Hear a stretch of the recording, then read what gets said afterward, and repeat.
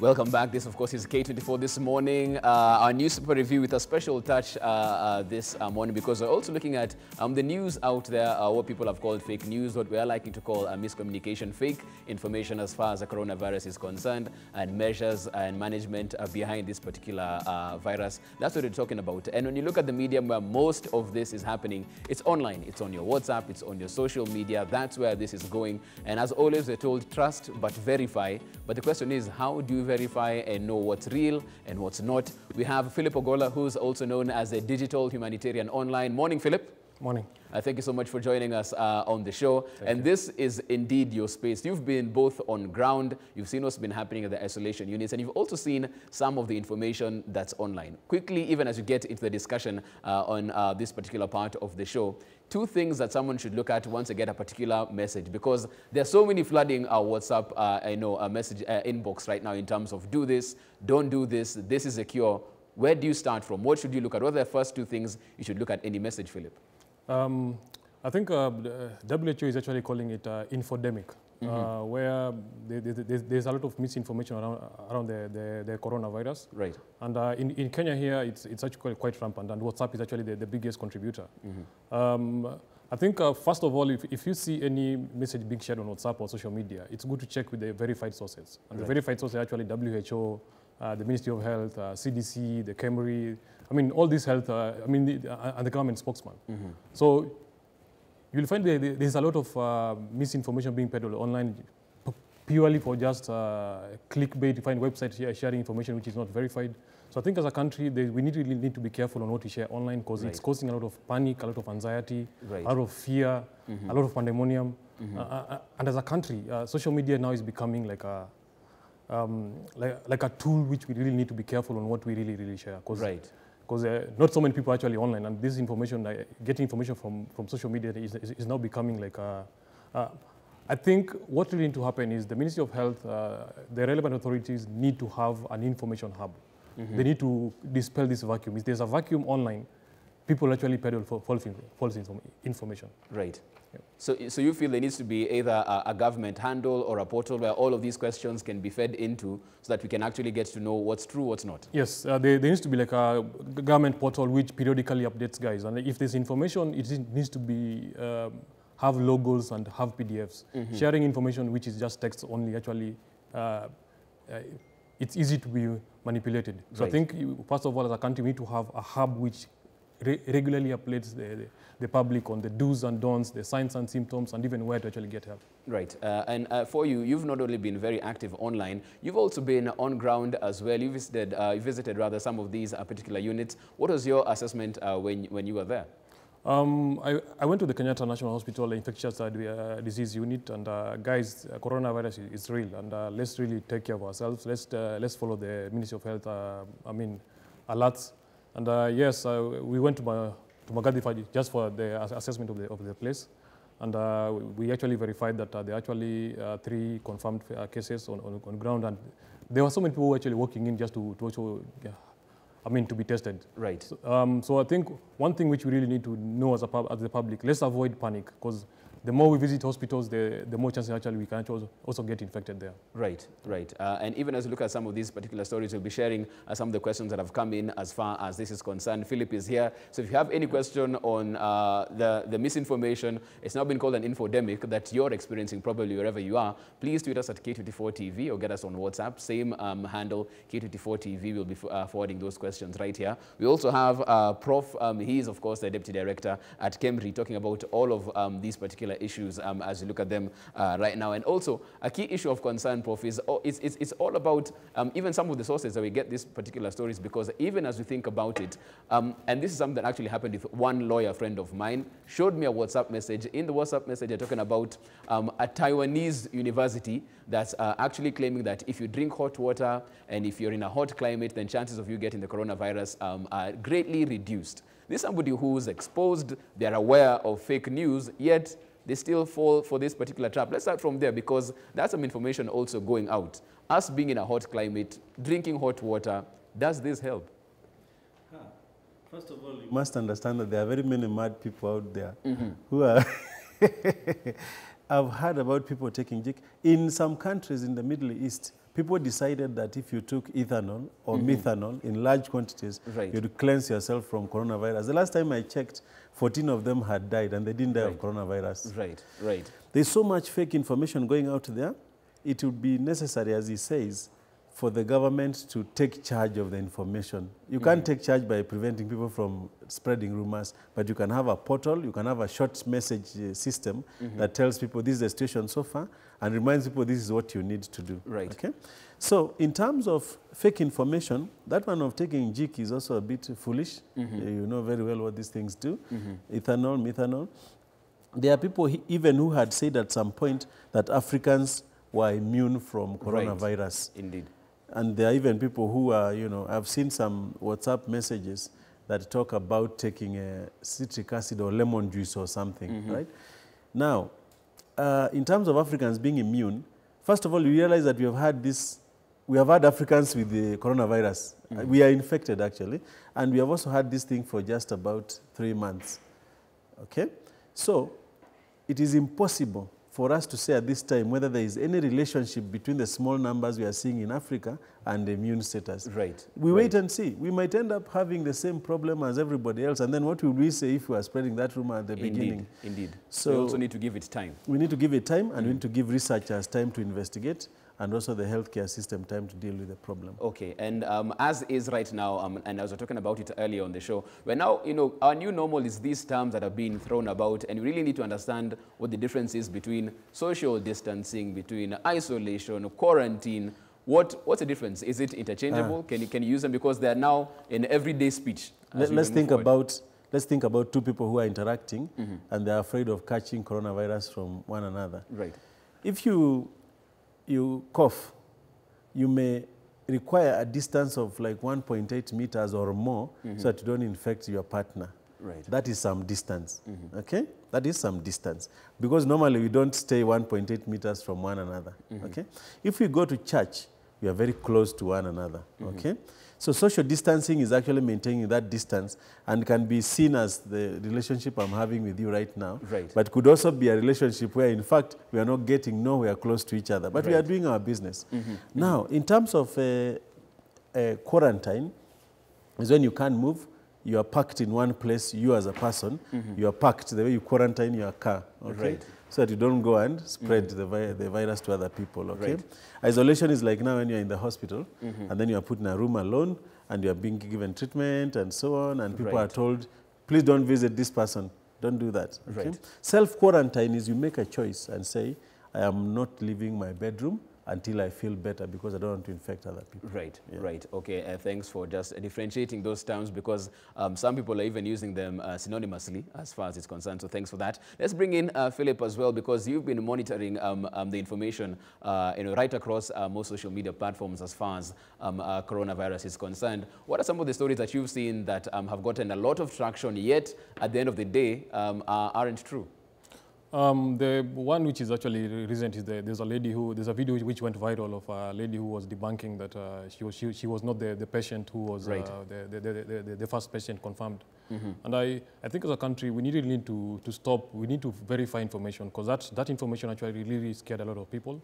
And the other misinformation is there were infographics which were being sent, purported to be alleged be sent by UNICEF, which were quite misinforming the public. Right. And then also there's been quite a lot of rampant reports of cases being spotted in Thika, Nakuru, that this place has been quarantined, and it's all false. Right. So I think as a country, we really need to be careful on what we share, because I'll be very honest, I've been on the ground and the situation it's really, we need to be careful as a country on really what we peddle. Right. And WhatsApp is the biggest platform in terms of sharing misinformation. Thank you for that. We'll be talking to Philip in just a bit, but we also have Mark in studio. And even as Philip talks about the instance where the lady came out and said that she wasn't patient zero, caused a huge furore online as far as it's concerned. And a couple of days back, another student, a nursing student, 33 years old, comes and says he works for Kenya Airways, and what we're being told is not the truth, has a picture of the Kenya Airways flight and the airport, and people start having all of these conspiracy theories going on. And yet, when you think about it, because I asked some people, why would you believe this? And they said, even the first time when 239 Chinese passengers got off the flight, we thought it was fake news, only for the government to come out and say that it was actually true and that this actually did happen. Yeah. So here is the problem, lack of faith in the government's communication. There are a number of issues that need to be understood from a communication perspective that are unique to Kenya. Number one is the low trust Kenyans generally have on government. You remember when Raila used to be in opposition, on any matter of corruption, we had to wait for him to say it. Then we knew in our minds what was true or not. So there's just a very huge trust deficit on the part of Kenyans towards the government. Now, is that particularly useful at this time? No. It is not useful because at the end of the day, we only have one government. Right. And guess what? The world over, there's only one institution that has the capacity and the authority to handle this situation. It's only the government that can declare a lockdown, for example. And it's a strategy of the government that has to hold water. So in as much as we have our BBI and anti-BBI emotions and things like that, it is a very good time to suspend all of that, because guess what? You have to listen to Mutahi Kagwe, you have to listen to Uhuru Kenyatta, and you have to listen to the professionals who are talking, because there's no other option. Number two, we need to understand that there's the psychological thing where Kenyans seek notoriety using breaking news. That's something that we like. Now, that is quite dangerous in this situation, and I'll tell you why. There are confirmed cases, then there are suspected cases. So for example, if I go into a bank now and I start coughing violently, right? And because we've been told stomach ache is an issue, I hold my stomach in pain, right? I promise you, the next call that will be made, an ambulance will be there, there'll be people who are fully kitted out, and because you are a Kenyan and you like social media and you're looking for that fame, you'll take a picture and say, another case found at this bank. Yet, you'll be taken to hospital and found you have, what do you call this stomach thing that goes with typhoid. You see what I mean? So, a lot of news, the reason why journalists exist is because they have the patience to confirm something before it makes news. But in Kenya, we like to make news before we even discover what's the problem. And I'll tell you why that thinking is problematic. Remember, we complained very much about 239 Chinese who came into the country. None of them gave us corona. Okay, one of our own returned home from the States and gave us corona. Who was monitoring flights from the States? We were saying, let's ban flights from China and Italy. Right. We didn't know that our first case would come from the United States. So I think that the thing that we need to tell Kenyans is stop looking for notoriety using news. Because there are some people who want to spread fake news for the sake of spreading fake news, but there are people who are just looking for that moment of fame. Now, speaking of fame, that lady who flew on a private jet, but also it's called Safari Link, that instance right there, if you're a communications expert, you realize she's an attention seeker. Because what she's doing classic exaggeration.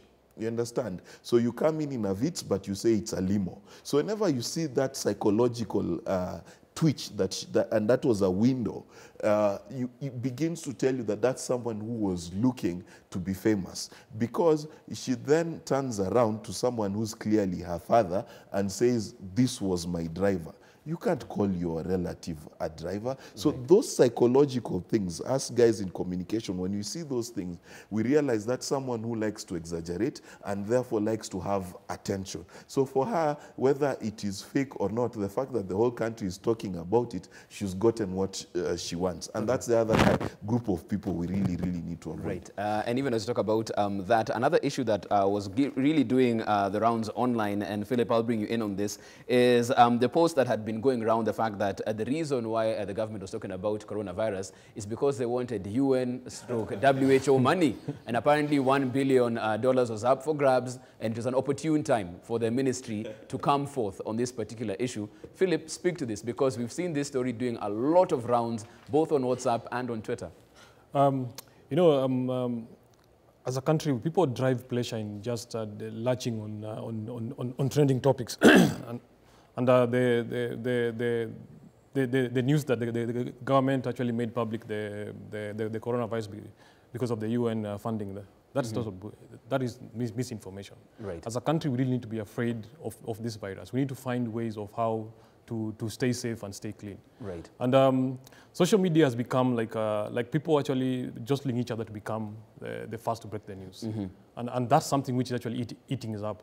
And being on the ground, seeing what the K24 team are doing on the ground, what the Ministry of Health team are doing on the ground, this thing is serious. We really need to take care of ourselves. We need to follow the WHO, the K24, the Ministry of Health, what they're actually laying down on how to actually stay safe. Right. But now Kenyans are actually just jumping on stories online to be famous. Right. There's this sheer online fame which actually is now driving us. And stigma and panic are actually more dangerous than the virus right now. Right, right. We also have the Deputy Director of K24 here, and it's an important place to also get information as well, because for those who want to verify what they see online, because some will believe that, yes, this might not be true. Where do you get the proper information from? If you were to advise someone, where do they get the information when they're told about drink a lot of water, drink hot water, or do this? Where can they get that particular advice? First of all, maybe I should start by saying that there is no antidote for stupidity, and also stupidity is more pervasive even than smallpox. Most people can check what that lady is saying, and they just, I mean, for you to believe her, you must be quite stupid. You can see so many cues that this is an idiot. Right. So, but that said, there is a lot of good information online, like at the WHO site, CDC site, Kenya Medical Research Institute, the Ministry of Health. In fact, I think there's even a short messaging service at the Ministry of Health where you can send a message and then you get feedback about the information that you are looking for. Be very careful about people spreading information on coronavirus because it's a new virus. If you hear people saying that they have a solution for it and you have just known it for 30 days, are they magicians?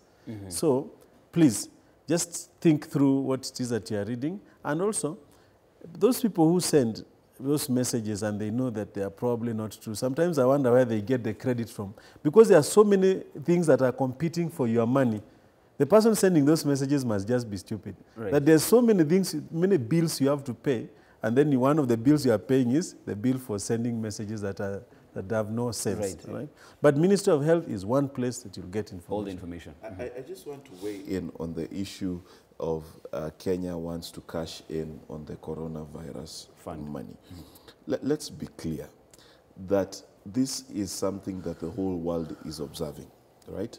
The kits that we're using to test are not kits that we made ourselves. It is not, I'm sure it is not K24 that it sat down and made this thing in a shack. These are international tests. Number two, this is not a matter of priority to Kenya as a country alone. This is a worldwide issue. And if it's a worldwide issue, keeping accurate numbers and accurate scores of infections and things thereof is very, very critical. So if you begin to say that Kenya is able to fake those numbers, then already you're saying that Kenya is able to con everyone in the country. So this is not some local marathon. You know, this is something that is being observed internationally. And believe you me, World Health Organization officers will be at Kenyatta, at Mbagathi, checking to see if those results are true. Because guess what? They need those statistics to make the decisions and the research that it's being talked about. So false information in that system is very dangerous. Actually, you need to be aware that we are likely to have coronavirus for some time to come. It's not going to be here for 1 month, 3 months. We might even be having it 2 years down the line. The amount of testing that will occur and the amount of care that will take place, that money that you are thinking about will be small change. It will be small So they change. need to actually look at it in a broader... The testing alone will cost a tremendous amount of money. And you see, people keep thinking that just because you get funding from an international organization, then they imagine that the government can do whatever it is they want with that money. No, that money is very specific. It's for medication, it's for testing, it's for research. It's very, very specific. So let's stop throwing barbs where they shouldn't be any. This is actually a time where we actually need to support the government at our very best level. And I'll tell you why. There is no other institution There is none. You know, we are not, it's not an election. We do not have options. It's Uhuru Kenyatta, it's Mutahi Kagwe, it's the cabinet, it's Kemri, that's it. Right. There is no other place you're going to go.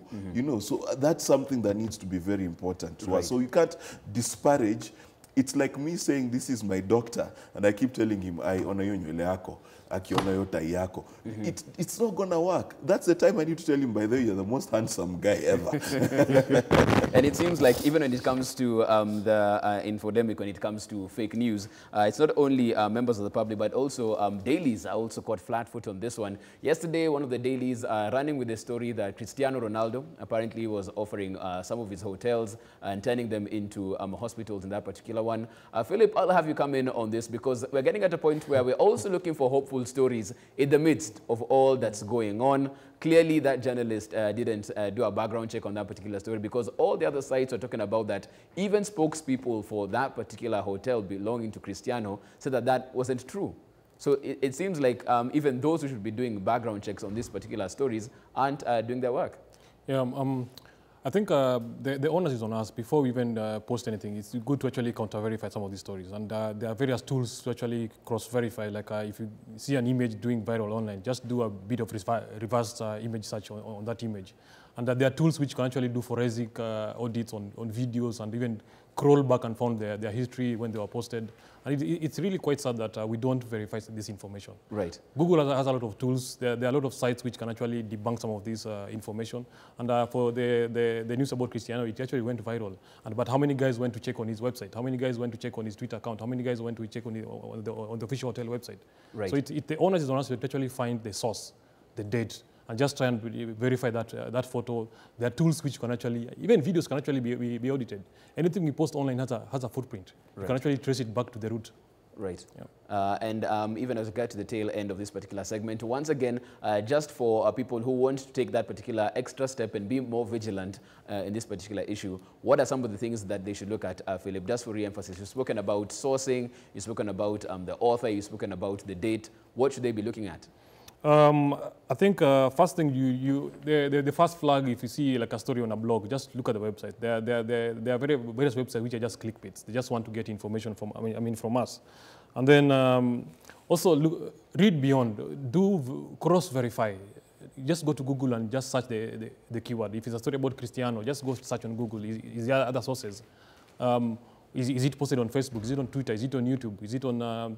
I wish I had more time, I would have shown how guys can actually cross-verify and tools which I think we need to do a simulation on tools on how to verify. Also check the author. Right. Who is he from? And there's a tool. There's something called SHIP, which is you verify the source. You look at the history, the evidence, the photos, the emotions, the videos, and right now as a country, we really need to be careful on what we share. Right. This information you're putting out there, these photos, these videos, even there are maps which are fake. As in, just because it has a map and an infographic doesn't mean it's real. Right. That's because it has a logo. Like, look at the UNICEF infographics. There are misinformation. So it's good to actually also verify with the sources. Okay. If it's valid information we need, go to the MOH portal, go to the WHO, go to CDC, go to the government spokesman, go to Kemri.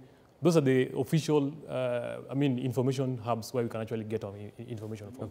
Okay. In research, as people, our default position is to disbelieve everything that we have seen.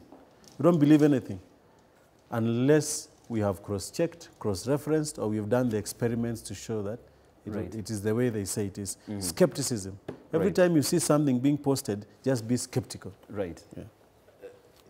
My tip is this: common sense. Common sense. It's very important. What I mean by common sense is information has to follow a logical flow. And you have to be able to follow a logical flow. For example, when people say that things are horrible in Italy, horrible, horrible, terrible, right?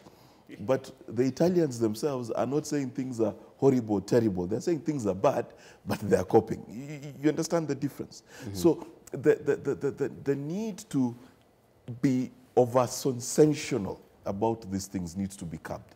Because part of the reason people fall for fake news is that's what you're looking for anyway. You understand? You are not content with the information that is available on the surface. You want to feel like there is more sinisterness to the whole thing. And that's really what needs to be stopped. Because, like I said, this is not just about the disease anymore. It's about the economy. It's about how we will keep moving forward. It's about answering key questions about our healthcare. Right. You see, if we handle this wrong, okay, the world might face a drug shortage because India and China are trying to hoard their medical resources. What then? You see, so we need to look at the bigger picture and please stick to common sense, all right? Garlic is, for example, not a wonder drug, okay? Because if it was, you'd have gone to the doctor for the common cold and he could have given you a few cloves of garlic. Right. But he doesn't do that. So if garlic doesn't do that for the cold you get every year, what do you think it's going to do for coronavirus? Yeah. Okay, and of course, we're going to be drawing the curtains as far as is concerned on that particular note. Philip, even before you part, where can someone get you online for additional questions on this particular issue? Where can they get you on the social media space? If they have a story, need a second set of eyes, where can they find you? On Twitter, I'm Philip Ogola. Just search for Digital Humanitarian. Okay, okay, and they can get you right there. Thank you so much, Philip, for that. As you search him online, you'll find him as the Digital Humanitarian. Thanks for your time, Philip, this morning. Asante sana. In studio also had Mark Vichachi, Communication Strategist. Thank you so much for making time this morning. Yeah. And we also had Deputy Director Kemri, Professor Matilu Mau. Thank you so much for making time this morning. Thank you. We'll be keeping a keen eye on this particular story as and when it develops. But keep tweeting us at K24 TV. You can also SMS us on 21222. We'll take a short break. We're back on the other side as we get interactive. Good morning.